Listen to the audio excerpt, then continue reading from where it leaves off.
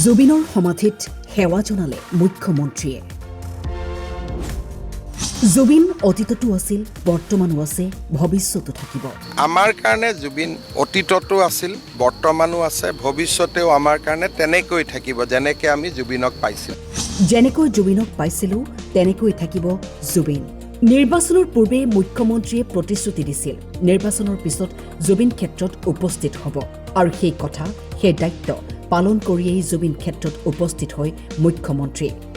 পৰিদৰ্শন কৰিলে নিৰ্মাণ কাৰ্যৰ কাম কাজ।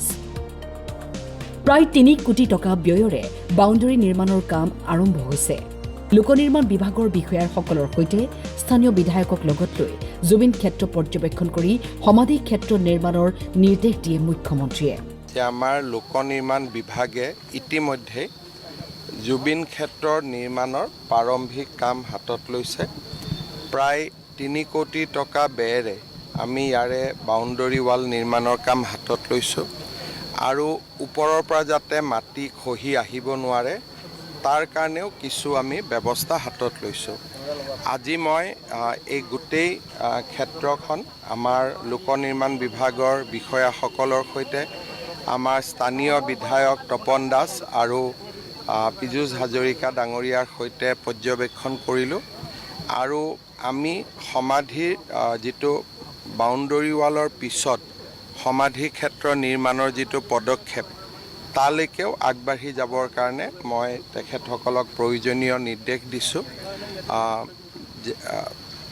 যি ধৰণে আমি আমাৰ এটা ভাল পৰিকল্পনা কৰি ইয়াক যাতে এটা আমি সুন্দৰ সমাধি ক্ষেত্ৰলৈ জুবিন ক্ষেত্ৰলৈ ৰূপান্তৰ কৰিব পাৰোঁ, আৰু তাৰো ইতিমধ্যে প্লেনিং আৰম্ভ হৈছে। মই ভাবোঁ যে বাউণ্ডেৰী ৱালখন হোৱাৰ পিছতে আমি এই কাম হাতত ল'ব পাৰিম।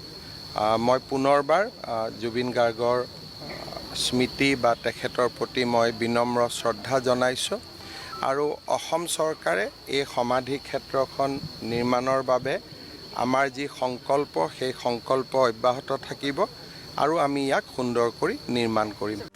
জুবিনৰ ফটো লৈ পলিং বুথত ৰাজনীতি কৰাসকল এতিয়া ক'ত? নিৰ্বাচনৰ পূৰ্বে জুবিনক লৈ ৰাজনীতি কৰা সকলক লৈ কি ক'লে মুখ্যমন্ত্ৰীয়ে?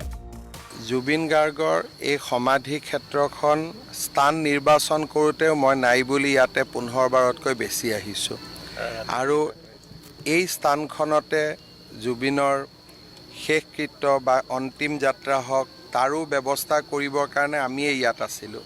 কিন্তু পিছত ৰাজনীতিৰ লগত জড়িত মানুহসকলে ইয়াক লৈ ইমান ৰাজনীতি কৰিলে যে এটা সময়ত ইয়াত আহিবও বেয়া লগা হৈ গ'ল, কাৰণ ইয়াতে জুবিনতকৈ ৰাজনীতিৰ কথা বেছি আলোচনা হোৱা আৰম্ভ হ'ল।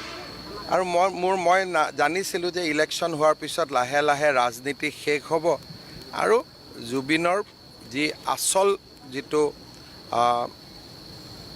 মানুহ বা আচল যিটো চৰিত্ৰ, আচল যিটো সত্তা, আচল যিটো শিল্পী মন, সেইটো নিজে নিজে প্ৰকাশ হ'ব।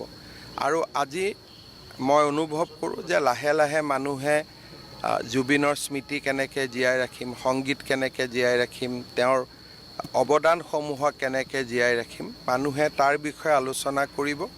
ৰাজনীতি শেষ হ'ল, আৰু মই ভাবোঁ যে ভৱিষ্যতেও যাতে জুবিনক লৈ মানুহে ৰাজনীতি নকৰে, যাতে জুবিনৰ আচল সত্তাটো জীয়াই থাকিব পাৰে।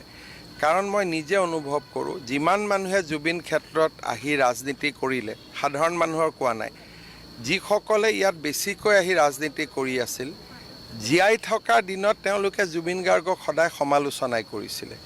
গতিকে এইবিলাক বন্ধু হৈছিল অকল এটা পাৰপাছ লৈ। কিন্তু আমাৰ কাৰণে জুবিন অতীততো আছিল, বৰ্তমানো আছে, ভৱিষ্যতেও আমাৰ কাৰণে তেনেকৈ থাকিব, যেনেকৈ আমি জুবিনক পাইছিলোঁ। Bureau report, time 8।